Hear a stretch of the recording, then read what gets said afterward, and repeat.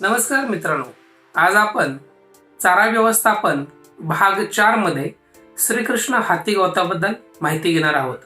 या अगोदरच्या व्हिडिओमध्ये आपण दशरथ घास, मेथी घास याचबरोबर जो पहिला भाग होता शेळी पालन, गाई पालन आणि म्हशी पालन यासाठी कोणकोणता चारा लावावा हा पहिला भाग होता। दुसऱ्या भागामध्ये आपण दशरथ घासाबद्दल सविस्तरपणे माहिती घेतली आणि तिसऱ्या भागामध्ये आपण मेथी घासाबद्दल, ज्यालाच आपण अल्फाल्फा किंवा रजका म्हणतो हिंदीमध्ये, आपण त्या घासांबद्दल माहिती घेतली। आजच्या व्हिडिओमध्ये पार्ट 4 मध्ये आपण सर्वात आवडत्या आणि लुसलुशीत चाऱ्याविषयी माहिती देणार आहोत। तो चारा गवत म्हणजे श्रीकृष्ण हत्ती घास। आपण हत्ती घास का म्हणतो याला, तर साधारणतः उंच जाणारे आणि मोठ्या जनावरांचं खाद्य म्हणून हत्ती घास हा चारा खूप प्रचलित आहे। भारतातील प्रत्येक वाडी वस्तीवरती आणि प्रत्येक गावागावामध्ये हत्ती घास यावाने ओळखले जातात। त्याला इंग्लिशमध्ये एलिफंट ग्रास असं म्हणतात।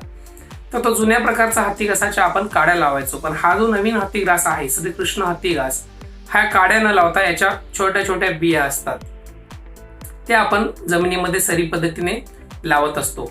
तर हा चाऱ्याचं वैशिष्ट्य म्हणजे हा चारा 7 ते 8 फूट उंच जातो। 60 दिवसाला कापणी येते। पहिली कापणी 90 दिवसाची असते आणि याची काडी आपल्या हाताच्या करंगळीच्या आणि अंगठ्याच्या बोटाच्या इतक्याच जाडी एवढी असते। 7-8 फूट उंच गेल्यानंतर सुद्धा याची काडी जाड होत नाही आणि जनावरांना पूर्णपणे आवडीने खातात आणि पूर्णपणे खातात। याच्यामध्ये कोणतेही वेस्टेज होत नाही, अशा प्रकारचा चारा आहे मित्रांनो। तर श्रीकृष्ण हत्ती घास हा शेळी, गाई, म्हैस या तिन्ही प्रकारच्या जनावरांना खूप पौष्टिक आहे। याच्यात पौष्टिक गुणधर्म पाहाल तर याच्यामध्ये 11% प्रोटीन आहे। ते इतर कोणत्याही हत्ती गवताच्या प्रकारामध्ये आपल्याला आढळताना दिसत नाहीत। तर हा बहुगुणी हत्ती घास हा प्रत्येकाने लावलाच पाहिजे। गेल्या 6 ते 7 वर्षापासून महाराष्ट्रामध्ये हा श्रीकृष्ण हत्ती घास वेगवेगळ्या नावाने फेमस आहे। काही जणांना गोपीकृष्ण हत्ती घास म्हणतात किंवा काही जणी वेगवेगळी नावं कोडवर्डमध्ये नावं ठेवलेली आहेत। आम्ही जो विदिशा सीडचा जो घास विकतो याला आपण श्रीकृष्ण हत्ती घास या नावाने विकला जातो। जास्ती करून शेळी पालन ह्या प्रकारामध्ये हत्ती घासाची कोवळ्या आणि लुसलुशीत काड्या असल्यामुळे जास्ती डिमांड आहे। त्याचबरोबर दुधाळ गाई, म्हशी यांच्यासाठी हा चारा अत्यंत उपयुक्त आहे। याचं आणखीन एक वैशिष्ट्य म्हणजे याला जसे कूस आणि काटे नसतात, त्याचबरोबर हा चारा वाळवून सुद्धा ठेवता येतो आणि याचा मुरघास सुद्धा होतो। अशा प्रकारचा हा चारा आहे। तुम्हाला स्क्रीनवरती दिसत असेल की कशा पद्धतीने लागवड केलेली आहे, कशा पद्धतीने हा घास दिसतो। बऱ्याच जणांचा प्रश्न असतो की याला काटे असतात का, हा नॉर्मली विचारला जाणारा प्रश्न आहे। तर याला कोणत्याही प्रकारचे काटे किंवा कूस अजिबात नसतो। की किती जर कोवळा खायला घेतला आणि किती जर निबार जरी खायला घातला तर याच्यामध्ये कोणतेही दुष्परिणाम दिसून येत नाहीत। त्यामुळे गाई, म्हैस आणि शेळी ज्यांच्याकडे जनावर आहेत, ही पाळीव जनावरं, त्यांच्यासाठी हा घास श्रीकृष्ण हत्ती घास हा लावणे खूप फायदेशीर आहे। महाराष्ट्रामध्ये याची सर्वत्र लागवड होताना दिसत आहे।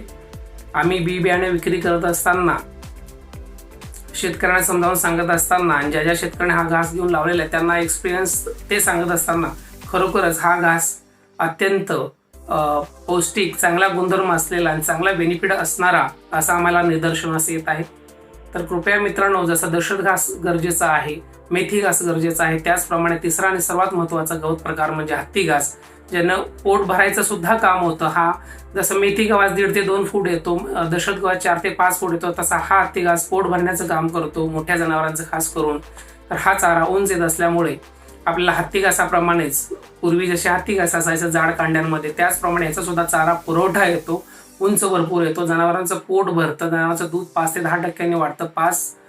फॅट साधारणतः 0.5 ते 0.1 फॅट सुद्धा वाढतं वाळा चारा घातल्यानंतर। अशा प्रकारचे बहुगुणी हा श्रीकृष्ण हत्ती घास चारा प्रत्येकाने लावावा आणि आपल्या आवडत्या पशूंची काळजी घ्यावी, दूध उत्पादनात वाढ घ्यावी, असं माझं म्हणणं आहे।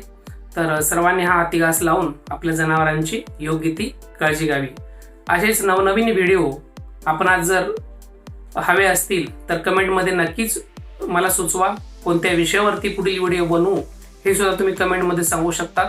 तत्पूर्वी चॅनलला जर तुम्ही सबस्क्राईब केलं नसेल तर पहिला सबस्क्राईब करून घ्या, लाईक करा आणि शेअर सुद्धा करा। हा व्हिडिओ पाहिल्याबद्दल धन्यवाद।